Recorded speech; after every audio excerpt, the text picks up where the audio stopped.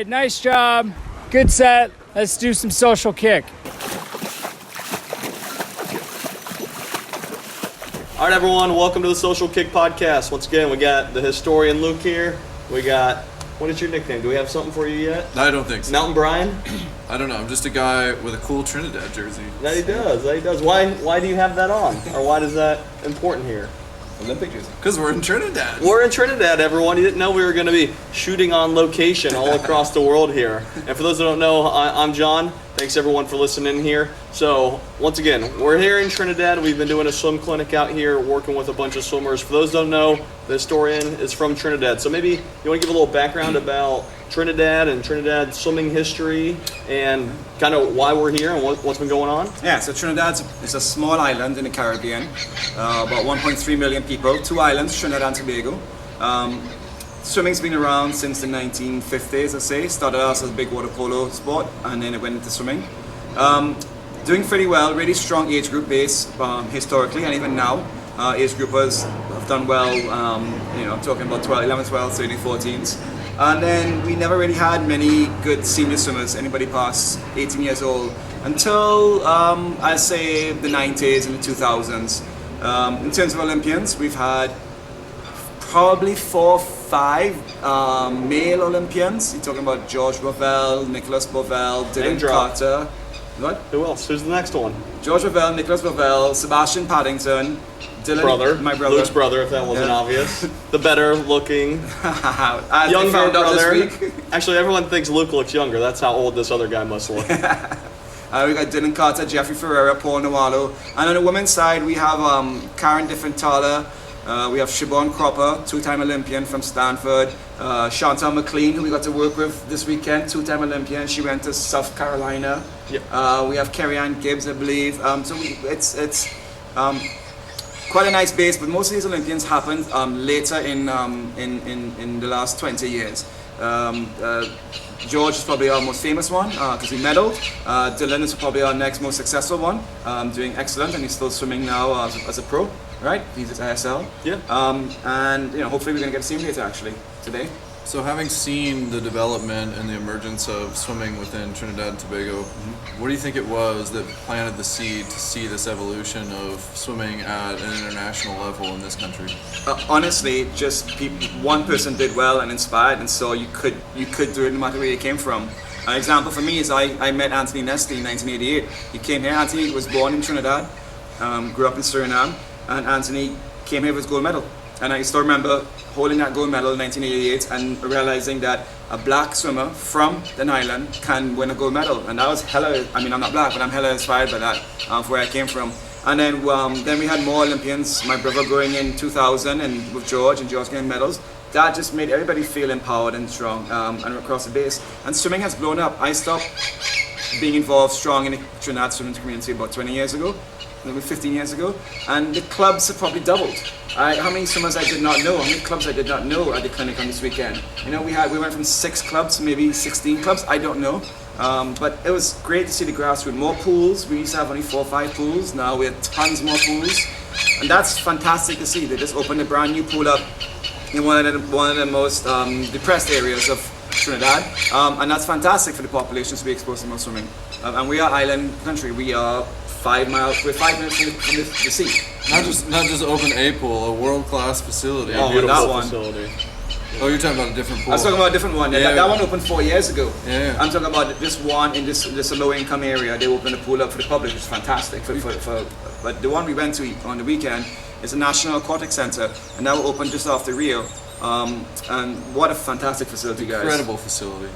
Yeah, really world class there. Right. It really has everything that you would need there and I think that's their goal, is to start holding some international competitions, and it sounds like they've done some with the junior water polo. Was it Pan Am? Pan Am juniors were there. With Correct. the water polo. Yeah. So I think it's one of those that, they built that facility to hopefully host some bigger events, but as we were, talking with the coaches and talking amongst ourselves, hopefully to get the Trinidadian swimmers there more exposure to it and just get more quality training in it. It's amazing what a facility does though, because for instance, it's the first time ever we can host a international competition because all international competitions require warm down, right? And we never had a long course. We had one long course pool beforehand, and it's the Marlins pool in Port of Spain, which we're going to go to later. But there's no warm down pool for there, so you couldn't host a proper international competition because we meet FINA requirements. Now we can. Now we've got 2 long course pools side by side. Diving well too. And a diving well that has a 25-meter pool in it as well. So you have that facility there. And even more so, we are now going to be able to host a multidisciplinary events because we have a track world class, we've got tennis world class, we've got swimming world class, soccer, track and field. So You got a velodrome there. velodrome right yeah. there. So it's Yeah, good there's plenty of investment. You, Facilities. you can tell the investment that the country's making into all infrastructure for sports. But the swimming facility is really world class. Truly, we were talking about its ability to host a world record, and we went for a swim in the pool the other day, the break in the clinic, and said a world record could definitely be broken in this pool. You don't rely on facility to have the success. Obviously, we named a ton of swimmers that made it this far, but certainly, to move to the next level, there's the seeds that can get planted by one person from that country and that name. Imagine how much bigger and better it can be if you can host a world-class event with, name recognition of the Olympic Games and so forth of all, some great athletes. Maybe even like a regional meet from some competitor islands, let's say in this case. And how much that can do for inspiring younger athletes and giving them exposure to see what does it look like to see top-level swimmers compete, what is the style of the competition. And I think that's one of the things that we're seeing, perhaps back to the Pro Swim Series in the U.S., doing a lot of events in different cities, providing exposure for those cities, and some new ones on the circuit this year to open up opportunity for a lot of swimmers that maybe weren't able to see that in the past. So that's certainly an exciting evolution of sport for me. We just touching on facilities and evolution. I remember when Barbados opened up their National Aquatic Center. I don't know how many years ago, 20 years ago. Fantastic facility they built. And who have we seen from Barbados? Leah Martindale, a World Championship final. Bradley Alley, Nikki Nichols. We have such a wonderful talent crop, and then come from there. Jamaica has a great pool, and we saw Janelle Atkinson fourth in the world Olympics. Aliyah right now. We had great success. Singapore's Aquatic Center, they built. You've been to that, right? Have you? I actually have not been to that one. But I mean, that's where the US Olympic team's been doing their pre-Olympic team. You've been there? Yeah, it's a great facility. What? Yeah, they got monkeys crawling around all the time. No way. Yeah, it's similar to this in a Caribbean nation where you have kind of palm trees and sort of a tropical environment. But just have a world-class training facility, a long course pool with a short course meters pool right next door. And certainly all the amenities that you can need to have a world-class training environment for sure, which is why we've seen the national team there. We're actually at the facility right now. No, I'm kidding. Even though you see a pool in the background. This is pretty sweet. I don't know how many people have a backyard pool that you can train in. We were trying to figure out if it was 15 meters or exactly how far it was, but didn't get into any dive drills. No, it's been great having John and Brian come to Trinidad and give just give back to the community of Trinidad. We don't have that very often. Growing up in Trinidad, we don't have much exposure, as you mentioned, to see great athletes train, see great athletes compete. We're on an island. We don't come here. You see it on YouTube, so thank God for YouTube, and they're now streaming swimming, which we talked about in earlier podcasts about this. Yeah. But having people like you come, and in the past, we've had a number of great athletes and coaches come down to Trinidad to do events. Next weekend is our open water event, annual event, and we've had Fran Crippen come down here and win it one year. His coach came a number of years, so we had who's some of the names that came down here? Dave Marsh has been here, Bill Rose has been here, Franz Bouchette mentioned the coaches. Yeah, definitely, and obviously a lot of swimmers came down with George, like even Brian had been here before when he was training with him in Auburn, so it sounds like there's been some exposure to elite coaches and swimmers. Roland Skuman, Mike Kavik, Dewey Gujgania, Salim Eels, Eric Shanto. It's uber important for us to realize that not only what we have, but the ability for how we can do good and give back to the communities, not just in the States or in your city or the town. So kudos to the Fit and Faster tour that's going on right now, but there's so much more potential for that, what we can do. Definitely. So we were going to have a little fun here, and since we're here in Trinidad, we're working with a developing country, one of the countries that is still trying to grow and improve their overall swimming presence, to kind of go through and discuss maybe countries that we think might be on the rise or might be surprising people in the future. And we might not be talking in the next 4 years, but we're going to try and look even further down the line and maybe talk about what countries we each individually think will be able to come up, but what else they need to do to maybe make that next step. And obviously, we're from America. Luke lives in America, so we don't know about every country and every situation. So a lot of this is speculation, but we figured this might just be a fun way to kind of get a thought process going of what we know developed countries that are successful in swimming are doing and where these other countries might be able to pick up and improve in the future. So, Brian, I'm going to put you on the spot here. Let's start off with you about a country that you think might be kind of on the rise down the line and what it might take for them, in your opinion, to make that next step. This might be cheating to not be a developing nation, but I'm excited to see what happens out of Japanese swimming over the next 8 years. Japan has a very rich history of elite swimming, but you wouldn't put them among the superpowers of swimming. Sure. And the Olympic impact is a really big deal, especially for a proud sporting nation like Japan. And I think we've seen sort of some peaks and valleys of their success in the sport of swimming. Recently we even have a Nakamura, like other elite 100 freestylers. I'm really curious to see, hopefully Rikako Ike comes back and is healthy within the Olympiad. But That'd be great for them. yeah, I think certainly, and that would be huge for that country. But I'm excited to see what hosting the Olympics does for in Tokyo for that country and what impact it may have over the next 4 to 8 years following. Certainly. Luke, what do you have here, man? What country do you think is on the rise, or what might give them the next things to get them over that hump here? Yeah, it's hard to tell. I don't know what's going on in some of the former USSR Republic countries, with Moldova, Slovenia, but I don't know what's going across in some of the southeastern countries, or how's Malaysia swimming doing.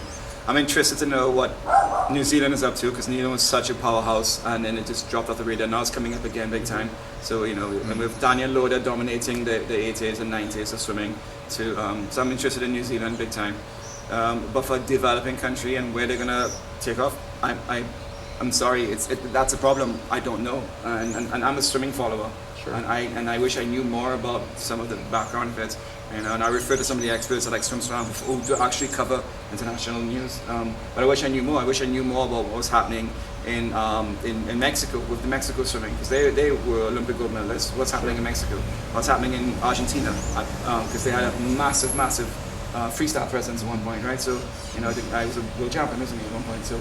I have a follow-up question, but I want to hear your answer first. Please. Sure. I'll go with India, and obviously developing is different for every, and what that exactly means. But obviously, India has a massive population of people. I think that they do have some pride within their athletics with cricket and things like this, and maybe we'll get into it, but I do think just sporting pride and sporting involvement is a massive thing for a country to be successful, and obviously it's nice to have that in swimming, which India doesn't have, but I do think they have it in other sports, and I think as they continue to become a little more developed, and I think the next step for them is to become a little bit more accessible. They don't have too many pools where they have their 75% of their population getting exposure to pools early on in swimming. But if they can improve just their overall pool presence, I think that will help out a ton, because if you can get 75% of the population swimming, then hopefully you start to find that 0.1% of people that are just in tune with their bodies, maybe have that genetic predisposition to be elite, and then they can hopefully stick with it over time, at least till they get a little older. I also think they'll be at a spot where they're going to have second generation athletes. Obviously in California, we have a lot of Indian American kids there that could represent India, even though they are training in California. Right. And once they get maybe like we talked about, have a few people representing them at the Olympics, maybe making finals or getting medals, I think that could be a huge spiral effect to help them out quite a bit. It's a cultural change, right? You guys notice the sporting culture in Trinidad. And you guys saying it's quite apparent. It's a huge cultural shift that you have to have, right? But they have it here, right? Yeah, and I think that helped them out and probably helped out George and your brother and some of those early Olympians, because they said, hey, maybe there's not a swimmer that's an Olympic medalist, but obviously track and field is probably your most notable sport where they have Olympians over years that have won medals. So it's something where, hey, people can come from here and win Olympic medals. Why not in swimming? But you need to start getting more and more in that. And the more relevant it is, I think the more practical it is that, hey, we can do this. Like you said, when you had Nesty come down, right? It's just, those things when you're a 7, 8, 9, 10-year-old can leave a huge impact. So we've talked about some examples of emergence of an infrastructure around the sport and some kind of the good stories. Let's talk about some of the stories that maybe we haven't seen the end of yet, but there's been a number of pops on the radar of different nations that you don't typically see at the top of the medal podium. Ruta Meletica from Lithuania, Dimitri Balendin, and Kirsty Coventry in Zimbabwe. A number of these could go on. South Africa. Jonathan, what in your opinion do you think needs to happen in follow up to some of these performances?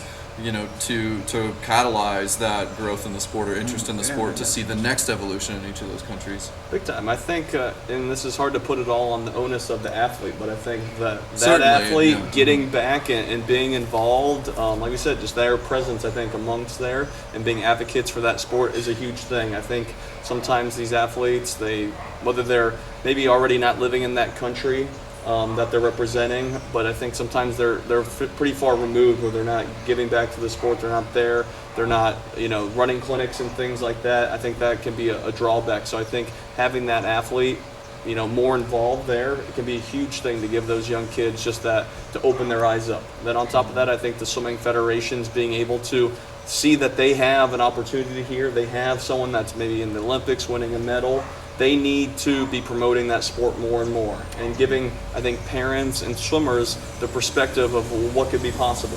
Obviously, when we come to these clinics, we'll talk with parents of very young kids, and every parent has in their eyes they're going to the Olympics and all these things. So it's one of those you don't want to, I think it's a fine line of kind of promoting that Olympic dream or promoting the possibility of using athletics to get a college education or to maybe come to America or do whatever with that experience. But I do think you can kind of be artful with it where you're planting that seed but also promoting long-term athletic development for their long-term success. Then I think, maybe that governing body working with the government to hopefully subsidize maybe some of the facility cost.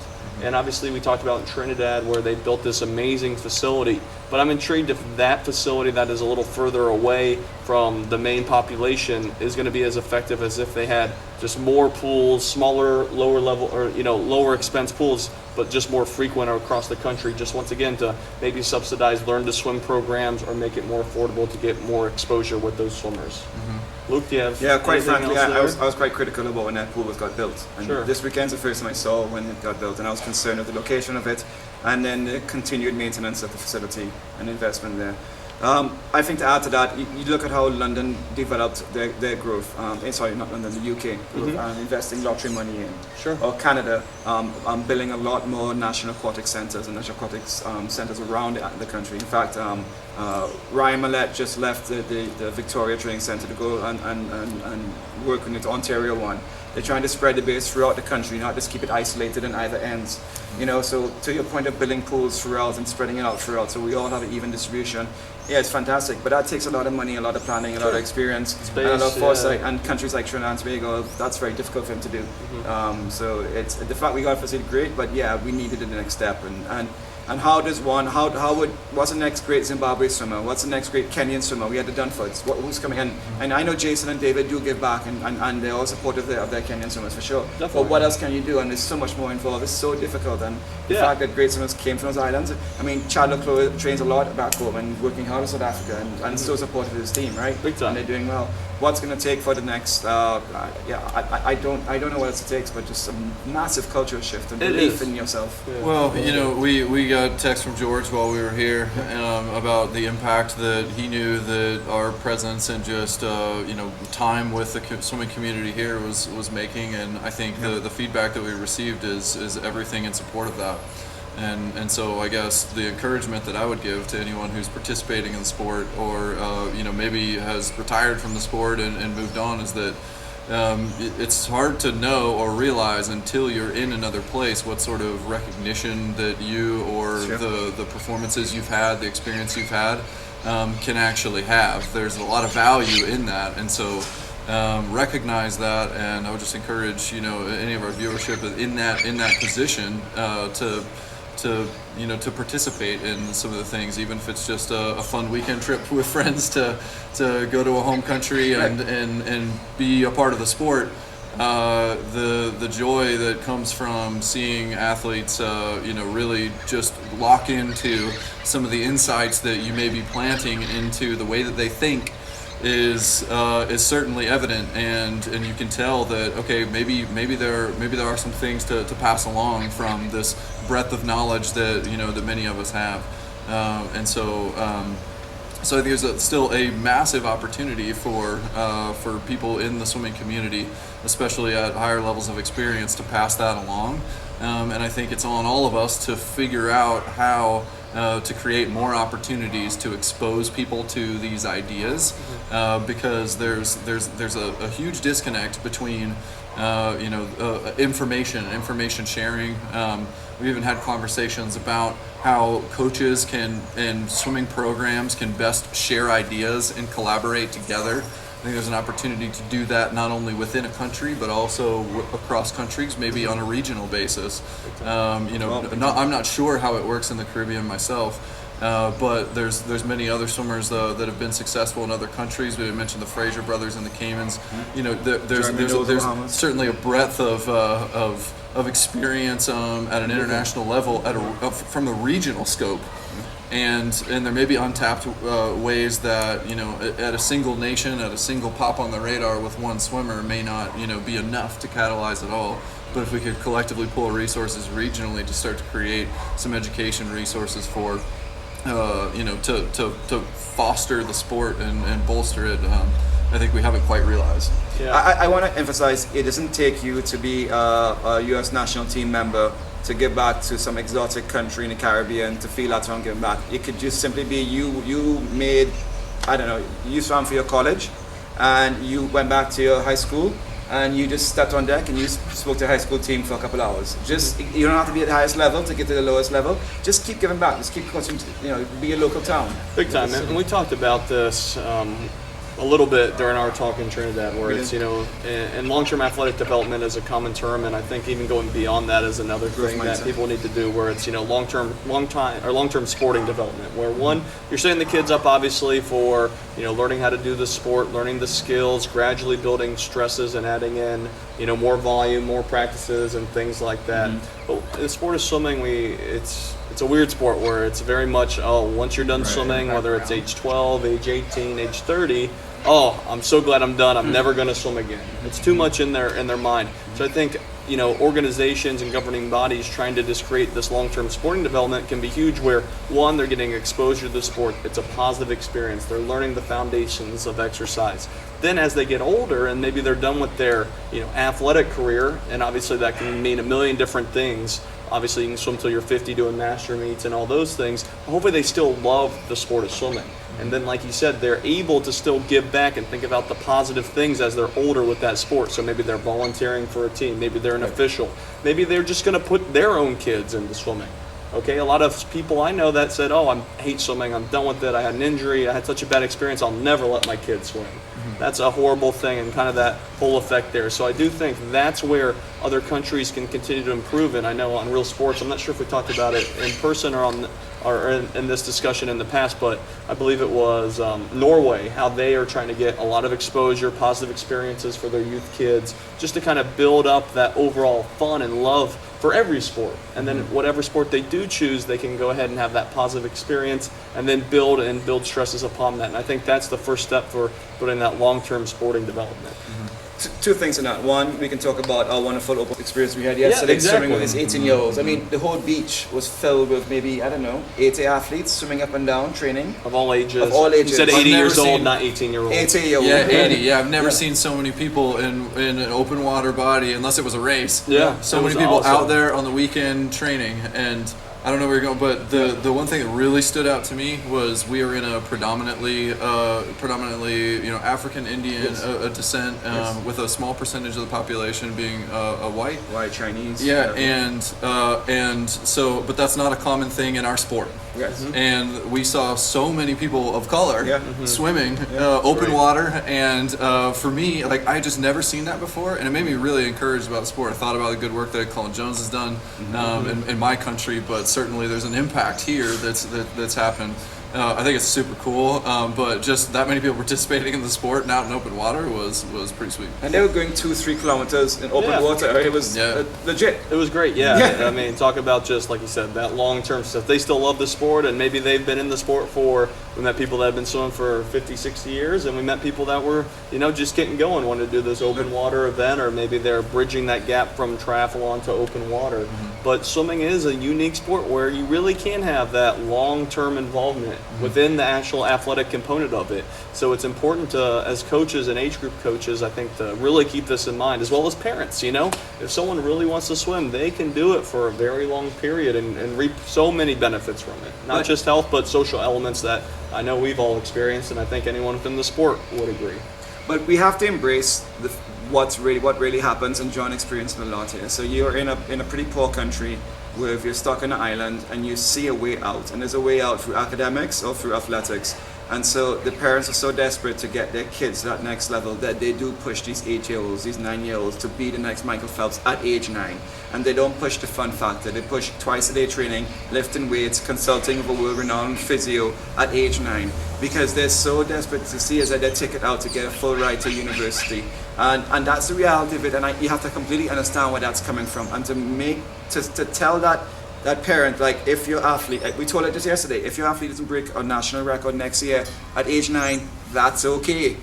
Just keep them loving it and enjoying it. And the look on their face, that's really difficult for them. And we can talk about that. You have to understand where they're coming from first to hopefully evoke any changes in their attitude. It's hard, right? And that's where, the governing bodies and the clubs could take a step forward. And obviously it's tough when, America and I think the developed countries, you can be a full-time coach and that can be your profession. A lot of times in these other countries, it's all volunteer-based. That's right. So you say, we need to develop this whole parent education curriculum, have open office hours to educate the parents, or they can come in and ask questions instead of talking trash behind the swimmers' back or to the swimmers about the coaches. So I think, that's where it needs to be, this combination of maybe governing bodies helping out with parent education, and then obviously the clubs being able to handle it. But, it's not just these developing countries that have these issues. In the States, I get similar questions, similar consultations about trying to, build little Bobby to that next national record at the age of 10, or maybe they are having overuse injuries at the age of 8, and, talking about a break, trying another sport is earth-shattering to them, when, in all honesty, that's going to be the best thing for them long term. It was, from when I saw John's clinic on Saturday, so John focused on mainly the physio side and dryland training, and Brian focused on a two hour session. You trained 25 athletes at 2 hours and starts. But see, John, his audience they were PTs, strength conditioners, coaches, some parents. They were all so disconnected and so just not communicating, and there was some angst in the room in the morning. Absolutely, not angst, just frustrations. And then by the end of the day, to see them all sitting at round tables and working together and planning a program together collaboratively, each using their strengths, no pun intended, but their strengths, and working together so that the doctor was speaking to the coach, who was speaking to the parent, who was speaking to the strength trainer, and each listening and adapting and not just operating in silos. That made me feel really good. I think that's the first thought we just mentioned in the last comment about the communication and working together and no egos aside. End of the day, you want to build a product, which is a fantastic human being athlete. Definitely, and it's funny how, at that point in the clinic, I had minimal involvement. They were rolling with it, and that's what I brought up at the end and talked to a few of the higher level coaches that, I don't need to be here for this. You don't need to bring someone in here. Hopefully the wheels are churning. We're now trying to set up regular, quarterly sessions, whether it's between different swim coaches, like you said, just sharing the knowledge wealth, or bringing in these different professionals to, once again, try to break down barriers and improve communication. But once again, this happens everywhere. How many collegiate programs don't have the strength coaches that are involved at all with the swimming process or know anything, that have ever been on deck or know anything? And part of that's just due to the flux of strength coaches, athletic trainers, and physios within the university system. They're there maybe one semester as a graduate assistant, then they're gone. But obviously Auburn had a great system, at least with their strength coach, where he had been pretty stable, and I think he had quite some knowledge about swimming. Yeah, and I think we're starting to see that a lot in some of the elite programs where they're integrated into the process. Of course, you're part of the strength and conditioning community, and you can see the programs that have coaches who are involved, and it's critical that those training programs align. We were having a discussion here about athletes balancing, even two swimming coaches juggling, kind of co-authoring a program. And that can't be successful unless all coaches are aligned around it. And sometimes I've seen the disconnect between what happens when a strength coach wants to do one thing and a swimming coach has a different mindset around it. And I've seen that adjustment too. I mean, you mentioned in the case in Auburn. I saw the switch from when Coach Marsh went over to Swim Mac, and Richard Quick came, and there was an adjustment period for him to learn working with PK, Brian Karkoska, and write a training program, and then with Brett Hawk, it was the same thing. So, that can take time. Definitely. But it's critical that those two are aligned. Certainly.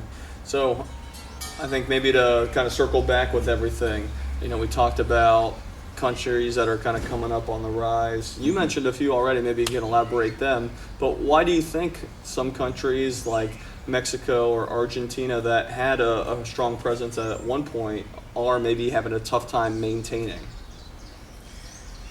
First of all, I think it's extremely difficult to become a world-class swimmer.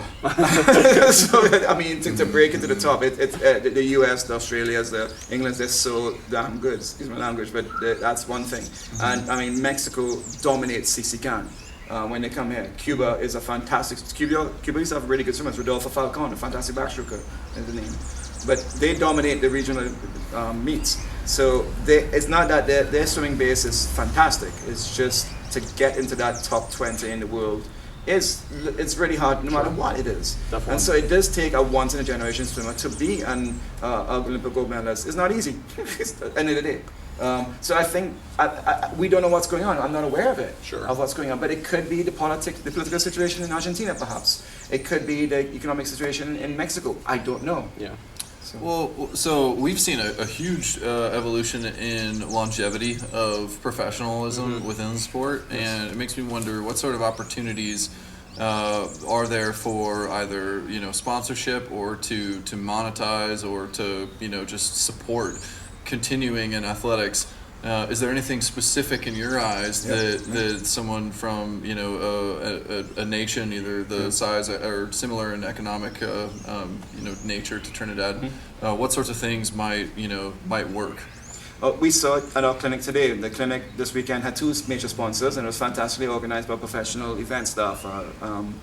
Two major companies sponsored it. That's the only way that swimmers can get funding, unless their family can sponsor them and help pay for their trips, and they have to be well off. They have to be sponsored, and to get sponsored, everybody's going to the companies to get sponsored. Everybody, every sport, every level. So it's very, very difficult, and every company wants to see what I can get out of it, and what is the opportunity, what's the return of investment for a company to invest in an athlete, especially a swimmer. Is there any branding allowed at a major competition? No. Right? So maybe they may do a commercial on TV in the country, but you have to establish yourself. So how can you imagine walking into a major company and saying, listen, I'm training for the Olympics, I'm hoping I can probably make the semifinals, I'm right now ranked top 50 in the world, would you sponsor me? Would you as a company say, yes, I'm willing to bet $50,000 on you to do that, maybe you might make it? We don't know. No, he wouldn't. So what about some of the athletes we've seen start to self-promote and share a little bit of insights into their world? Is there anything unique about that sort of approach that could help in a nation like this? Yeah, I think there are lessons to be learned from the Cody Millers and Michael Andrews out there of what they're doing. There's no reason why an athlete down here can't be doing that. We're extremely well spoken. We meaning anybody. We all are well spoken. We're well knowledgeable. Just be yourself and try to promote yourself and show what you're doing, and there's an interest for it. And I think there's a promotion possibility for all of you out here, no matter who you are, to within an extent, of course, but offer it. And companies would latch onto that following. All government entities, or they recognize you are somebody who could be a cultural ambassador. Maybe the government will follow on to you. But Don't you agree? Well, I think what's important about it is that it unlocks the reach. You're changing the value proposition for partner companies, There you go. and you're cultivating sort of an opportunity that didn't exist prior. Is there name recognition for a mid-level athlete or somebody who maybe competes at international meets but not the Olympic Games that's really going to create a return for the Nissan dealership? You know, maybe not. But if that athlete has an audience because they are authentic and sharing things about who they are, perhaps it's swimming specific, perhaps it's not, it's more general athletics, perhaps it's like, you know, what's life like in this stage or phase of life if you've maybe been a collegiate swimmer and have moved to your home country to train. There's a number of different things that people can identify with on a personal level. And I think once you can think about how those things, you sharing your story, sharing experiences that you have in the sport, again, recognize that has a lot of value, not only in impacting the people around, but it also has value potentially in, as you add that value and create that audience, in monetizing it, and then self-supporting and being able to continue, the furtherance of your own career, the furtherance of the sport within the nation you reside, etc. Has there been an example of that? Of an athlete who has maybe, not medaled, maybe make the Olympics, but has just done really well with driving his... Who was that one sprinter? I think he was from the Caribbean, from Swim Mac. The sprinter. He seemed to be... Roy Birch? Yeah, Roy Birch. he kind of had an From online Bahamas? presence. Yeah, I'm not sure if he was able to monetize it at all. He but, would have in the Bahamas. But for a swimmer that, I'm not sure what his best placing was ever, but I don't think he ever top 8 at any Olympic level. But, I mean, I know who he was. He had a deal with Venice, and I know he did some online stuff. So That's great. There we go. Maybe there. Yeah. One question I have for you guys, we talked about, getting funding and how important that is to, at least to monetize yourself. At what level do you think, and you could go by time standards or rankings, do you think a country should put some funding into their athlete?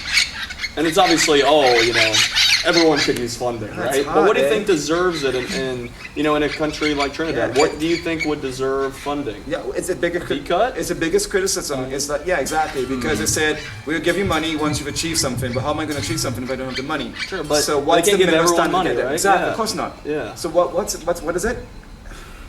Olympic B It's a really hard question to answer, and it's very specific to the country. Yeah, I don't think you absolutely. can give a general answer.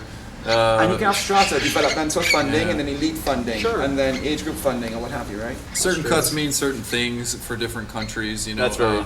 Having a participant at the B cut level. I mean, how many hundreds of people would we have in the U.S. who would reach the B cut Certainly. standard? But we're talking more, I think, more developing. But then a developing Yeah. country, again, I'm just saying there's different sizes Big and time. shapes to that. But I think the way of thinking is. Sure. And, Yeah, it how is many- different, though. How many times have we heard that even you have personal cases, examples of these? Parakeets are really loud here. Those by the way. pirates. I don't know. How many examples have we heard about some subjectivity in the funding Right. in a nation? Or just going to a games or participation. Yeah, or right? participation in the games, or and there's seemingly a lot of gray area, and there's tons of examples of this. I think having some structure and some objectivity to It's it huge. that's established up front is huge. And maybe- But then setting that at a fair level that then the national governing body can commit to Sure. going forward is a way to sort of right size the amount of like where the level should be for funding. Yeah. But then and then create a level of fairness so that the athletes trust the system. They trust the NGB. There's a good partnership there. If they earn a certain level, that then they can expect to maybe be sent off to international meets or regional meets to have exposure to, like what it's like to start off of the blocks with a wedge. Yeah, big time. Or with a backstroke. So, like some athletes just never seen that from No, I agree with you. I think we need to have some standardization across all the sports, and swimming is a decathlon level point system maybe. But it would be good to say if you're a decent 15 to 17-year-old swimmer, what is the funding that is needed to get that athlete to be exposed to the right things to get them to that next level, which is probably qualifying for the Olympic B cuts? What is it? So we can figure it out. We know it's maybe an exposure to a couple international meets, maybe it's exposure to some kind of coaching. What is that funding? Put together a package, and that is $10,000. And with $10,000, if you're this kind of level of an athlete in this kind of country, we know that on general, this is the kind of money that would just about work to get you to that next level. Sure. So then if you're an athlete and you're training at the NCAA program and you're from Trinidad and you've made Olympic B cut, what is the funding that would help that athlete get to the next level, which be to make a final in the Olympics? Yeah, But that's a different level. You need to go on the circuit, the Marine National circuit. You need to be here. You need to have massages every week. Nutrition. So that's the next level of funding. Training. What's the funding for a really good 11 to 12 to be able to get exposure to the big regional meet? Well, the funding is maybe get him on a couple of national teams, and so he can go to Barbados or to Mexico and see that exposure to those games. So I think it's very possible, but also to standardize it not based on times, but based on more of a decathlon point system, so there's more that there's a level playing field across the strokes, Sure. and even across the other sports, because the money comes from a Ministry of Sport, Yep. which gives out to the track and gives out to gymnastics, what have you. And how do you give money out equally to a sport like gymnastics versus a sport like swimming versus what have you, team sports? Yeah, I think, like you said, just a very objective manner, and maybe, being in America, we're naive to the fact of just how hard that is, with corruption and countries being able to get all that structured. But I do think, the FINA point system and things like that, and how you're describing, incremental, because a lot of times I think you get nothing until you get whatever, to a certain point. Right. And I think having just a little here and there, and like you said, maybe you're going through and figuring out what those costs would be, and maybe they're not paying for all those costs, but you're at least saying, hey, we're giving some effort here to hopefully give you the next tools to make this next level. And countries have it. Canada has different levels of carding. Sure. Trinidad does have a different level of funding, but I think it could be improved even further as well, and the exposure. And also realize, sometimes you don't need to have all of that to get to that next level as well. Sure. So a little bit of basics. And at the end of the day, just gonna hard work, and you're on the right track. Believe in yourself and keep doing what you're doing at the same time. So there's pros and cons. Sure. But we're improving. Absolutely. Yeah, Sure. I mean, but I think, there's no doubt, hard work is one thing. But I think we look at the structure and the necessities for being an elite athlete, and it costs money. In the course of 2 hours yesterday, I saw noticeable changes in the starts of these athletes that Brian worked with the start program. It was ridiculous how much that improved. And you improve a start, what does that improve your time by? That might get you to that next level of qualifying in a national team. So Definitely. not decent coaching, just a different coaching input to your coaching structure can definitely help. So I think you both agree that being exposed to an environment like this, sure, it feels good to participate in the swimming community, to get a sense of what it's like to leave feeling fulfilled, because we feel like there's been an improvement in some ways. But it's also really fun to travel, to see different parts of the world, to experience new things. Luke's taking care of us very well in seeing and experiencing different foods. Definitely. We've done a lot of that. We've done some travel. We've seen some new things. John, what was your favorite thing about this trip in Trinidad? I think mine was seeing that facility, in all honesty. And like we said, maybe it could have been structured differently, but, to see a country like Trinidad have, a venue that could host a great international competition was great to see. And I think, if they can use it properly, maybe they're bringing in those athletes and watching other Caribbean swimmers or other American swimmers come and watch them race in their own country, can get some more seeds going for these young kids. So maybe that was the biggest surprise. I was not expecting that. No, it was one of those, we're gonna, Pool's crazy. Because sometimes details aren't always You saw expressed, pictures so of we're it before, going and there, you're still impressed. and it's like, we're gonna be at this facility, and I'm like, oh, cool, sounds good. And then we showed up, it's like, wow, this is awesome. How about you, Luke? What was, and maybe you're a little different since you're from here originally. But what I enjoyed most was I just enjoyed how many people showed up and were truly interested in paying attention, and I saw that glint in their eyes, and I saw a change in inspiration, and I saw them listening, and I saw them walk away satisfied, and it just feels good to know that we affected 100 people this weekend so positively, and of that 100, maybe 5 might remember the stuff a year from now, and I don't know, it felt good to see the change in a range of people, and to see how the sport of Trinidad swimming has increased and improved, and I enjoy to see that homeland, because I came from a very small swimming community, and now it's a lot bigger and small. A lot of the same problems are there, but you guys made a big difference, so I was really happy to see that. So our day yesterday at the beach, where we joined up with a masters group and a bunch of people training to prepare for this open water race next weekend. But yes, I loved seeing everybody out there. But what has stood out to me in this experience is the sense of community. Yeah. The way that people interact here has a different level of friendship and community to anywhere I think I've ever been. And people just chime into different conversations, very willing to come in, but genuinely were interested to learn about John and I, and so maybe even some people you hadn't seen in years to catch up with you on what's been going on. Such a friendly atmosphere and such a joyful place to be. One of the things that they do as a tradition at the end of the Sunday session, where everybody joins up in open water to do a master session, is they have a sandwich. I would call it a sandwich, right? It seemed like a sandwich to me. They have a thing called shark and bake, where there's shark that's fried and is on a sort of bun with a bunch of delicious fixings on it. And it's a tradition for everybody to get together to swim, do their open water session, and then come share a shark and bake and a beer in the morning. Yep, 9 a.m. Island life. Yeah. Not only delicious, but a ton of fun. So that was been a pleasure to be here, and fun takeaway for me. It's our first podcast about alcohol. There you go, That's because we're about to go hop in the pool and swim. Yeah, what are we going to do now? We leave tonight, but before that we're going to go and jump to one of the older pools. It's a long course pool, and we're going to work with another masters group, the Trinidad and Tobago Aquatics. We're going to meet up with 2 Olympians as well, Dylan Cato and Renzo from Suriname, both sprinters and backstrokers, and spend some time with them and see what the pool's like.